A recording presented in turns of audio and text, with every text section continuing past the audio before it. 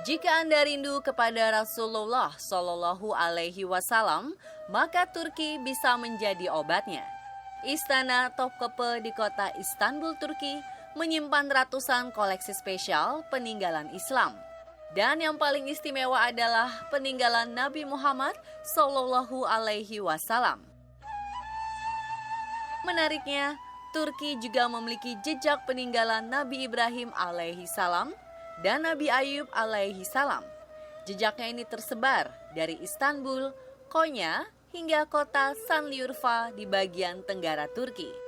Dan malam ini kami akan mengajak Anda menjelajahi Turki, mencari jejak peninggalan di negara yang dikenal dengan sebutan Negeri Seribu Masjid ini.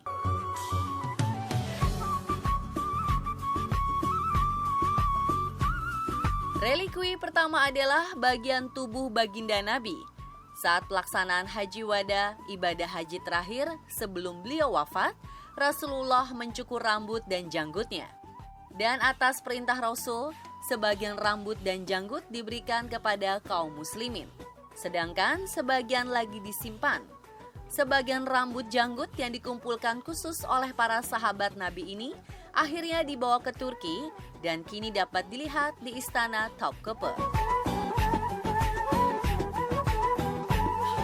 Di dalam etalase ini juga tersimpan gigi Rasulullah Shallallahu Alaihi Wasallam. Koleksi gigi ini merupakan gigi baginda Nabi yang tanggal pada saat perang Uhud. Gigi beliau tersimpan di kotak emas berhiaskan batu-batu permata.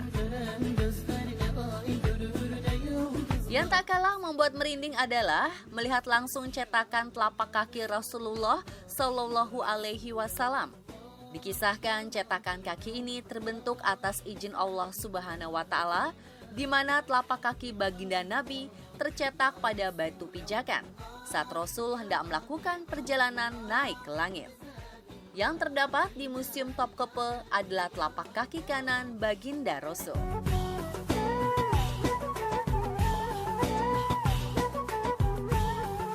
Di dalam etalase ini kita dapat melihat pedang Al-Matur, pedang Rasulullah Shallallahu Alaihi Wasallam. Pedang ini memiliki panjang 99 cm dengan sarungnya berlapis emas. Bagian gagangnya melengkung bertatahkan batu zamrud dan pirus dengan hiasan dua kepala ular.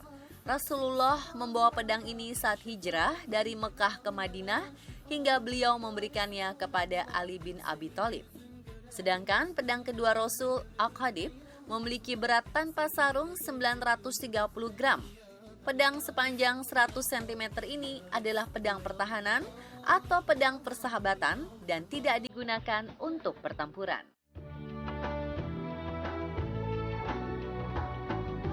Di dalam etalase ini, kita bisa dapat melihat busur panah milik Rasulullah Shallallahu Alaihi Wasallam beserta kotaknya. Panjang busurnya mencapai 118 cm dengan berat 286 gram. Luar biasa membayangkan beliau memanah dengan busur ini. Perasaan haru dan merinding kami rasakan saat berada di ruangan suci ini. Beberapa pengunjung bahkan tak mampu menahan air mata.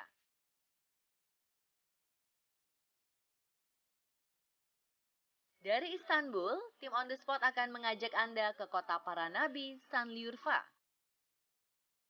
Disebut sebagai kota para nabi, Sanliurfa yang dekat dengan Suriah ini memiliki sejarah dengan beberapa nabi. Mulai dari sejarah kelahiran Nabi Ibrahim alaihi salam, kisah kesabaran Nabi Ayub alaihi salam, makam Nabi Ilyasa alaihi salam, hingga kisah handuk atau sapu tangan yang dikirimkan oleh Nabi Isa alaihi salam ke kota ini. Dengan bangunan-bangunan persegi dan suhu cukup panas, suasana di Sanliurfa menggambarkan kondisi Timur Tengah, walau tak memiliki padang pasir tandus seperti Arab. Ketika tim On The Spot menyambangi kota ini, suhu di sini mencapai 41 derajat Celcius. Perjalanan kami di Sanliurfa dimulai dengan kisah kelahiran Nabi Ibrahim alaihi salam hingga kisah mukjizat yang terjadi pada beliau ketika Raja Namrud membakar Nabi Ibrahim. Berjalan melewati halaman Masjid Mevlid-i-Halil, kami menuju sebuah gua tempat kelahiran Nabi Ibrahim alaihi salam. Beliau tinggal di gua ini selama 15 bulan. Walau hanya 15 bulan, begitu keluar dari gua ini, beliau terlihat seperti telah berusia 15 tahun. Rivayete göre Hazreti İbrahim'in doğduğu mağara bu mağaradır. Bu mağarada 15 ay süre kaldığı rivayet edilmektedir. है दिलो जा या रसूल अल्लाह أيها المختار. Di dalam gua ini, para peziarah bermunajat mendoakan Nabi. Beberapa pengunjung ada yang sholat di dalam gua. Guanya disekat agar perempuan dan laki-laki tidak bercampur.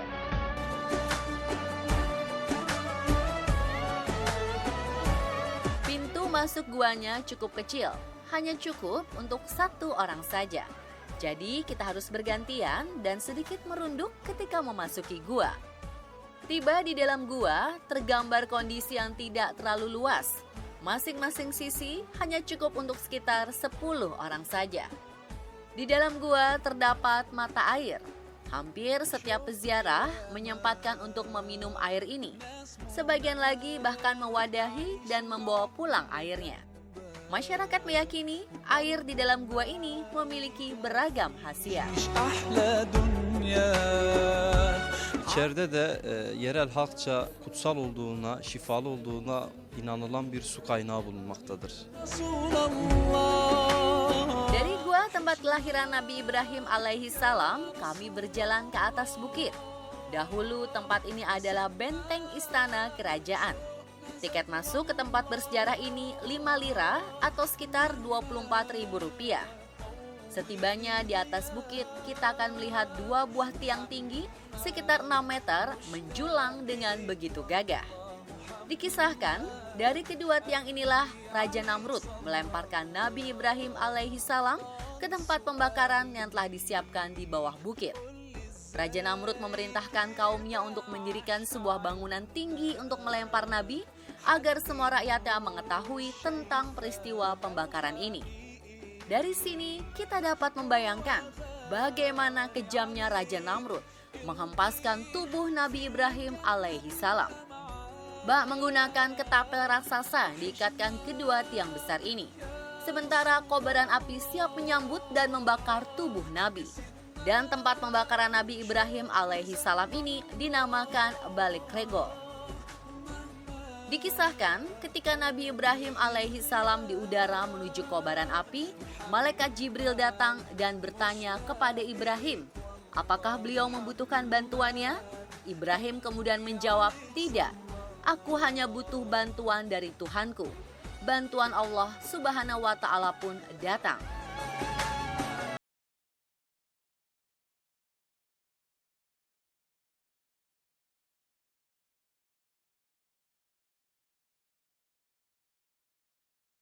Olunur ki Nemrut Hazreti İbrahim'i yakmak için bu mekana büyük bir ateş yığını yaptı ve Urfa Kalesi'nden Hazreti İbrahim'i buraya atmaya çalıştı.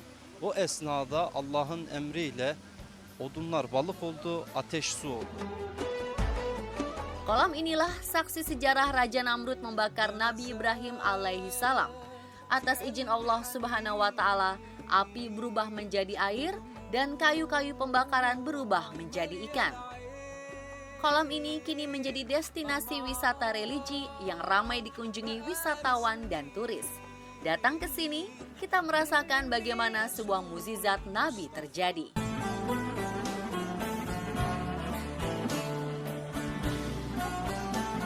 Perjalanan kami lanjutkan menuju Eyüp Peygamber atau Nabi Ayub dalam bahasa Turki. Letaknya tak jauh dari pusat kota, hanya sekitar 20 menit perjalanan menggunakan transportasi bus umum. Tibalah kami di Hazreti Eyüp Peygamber Sabir Makema atau Monumen Kebesaran Nabi Ayub. Disinilah gua kesabaran Nabi Ayub alaihi salam berada. Beliau menyendiri di gua ini selama 7 tahun dari kaumnya, bahkan istrinya sendiri. Gua ini kini terletak di dalam kawasan masjid dan tidak putus-putus dikunjungi orang. Pintu gua kediaman Nabi Ayub ini cukup kecil, hanya cukup untuk dilewati satu orang saja. Ukuran guanya hanya sekitar 3 x 2 meter. Gua ini boleh dikunjungi dan gratis. Kami melihat para pengunjung memanjatkan doa dan beribadah di sini.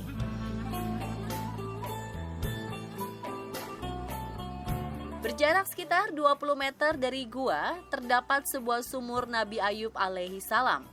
Sumur ini tercipta mirip seperti kisah sumur Zam-Zam. Ketika itu Allah Subhanahu wa Ta'ala memerintahkan Nabi Ayub alaihi salam untuk menghentakkan kakinya ke tanah, menyemburlah mata air. Beliau kemudian mandi dengan air ini. Atas izin Allah Subhanahu wa Ta'ala, air ini meluruhkan seluruh penyakit beliau. Nabi Ayub alaihi salam berlutut dan berdoa mengekspresikan rasa syukur kepada Allah Subhanahu wa Ta'ala. Air yang mengalir dari sumur ini dipercaya dapat menyembuhkan berbagai penyakit kulit. Air mujarab ini kemudian disebut sebagai sifasu atau air penyembuh. Pemerintah Turki menyalurkan air sumur melalui pipa sehingga para pengunjung bebas mengambil air dari sumur Nabi Ayub alaihi salam. Ada yang langsung meminumnya, membasuh wajah dengan air ini, atau mewadahi air untuk dibawa. Sudah menjadi tradisi untuk membawa pulang air mujarab ini sebagai oleh-oleh sepulang dari Urfa. Tradisi ini layaknya orang-orang yang membawa Zam-Zam dari Mekah. Dan pemirsa, itulah jejak peninggalan Nabi di negeri Turki. Semoga tayangan tadi menambah ilmu pengetahuan dan mengobati rindu kita kepada Nabi.